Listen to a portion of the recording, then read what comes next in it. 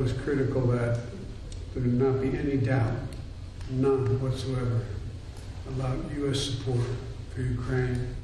The world woke up learning that President Joe Biden was right in the middle of the war zone of Ukraine. A surprise visit to Kyiv to meet with President Zelensky, pledging the U.S. will stand with Ukraine for as long as it takes. Well, to get there, President Biden rode 10 hours by train from the Polish border to arrive in the Ukrainian capital this morning. Air raid sirens were blaring when he arrived to talk with the Ukrainian president. ABC's Justin Finch is covering the visit from Washington. An historic day in Kyiv.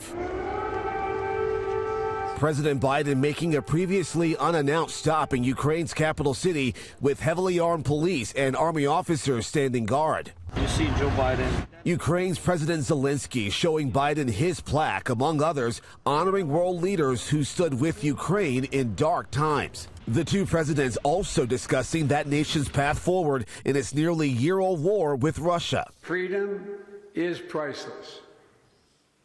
It's worth fighting for as long as it takes, and that's how long we're going to be with you, Mr. President, for as long as it takes.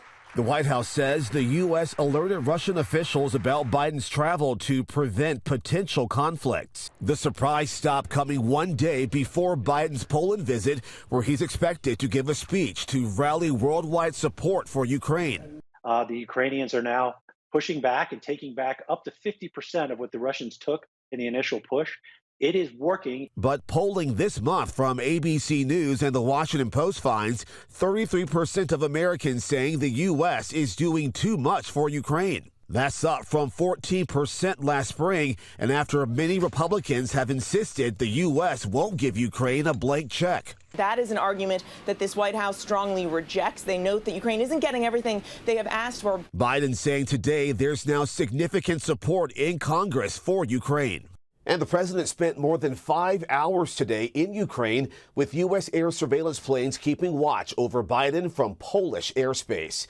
Justin Finch, ABC News, Washington.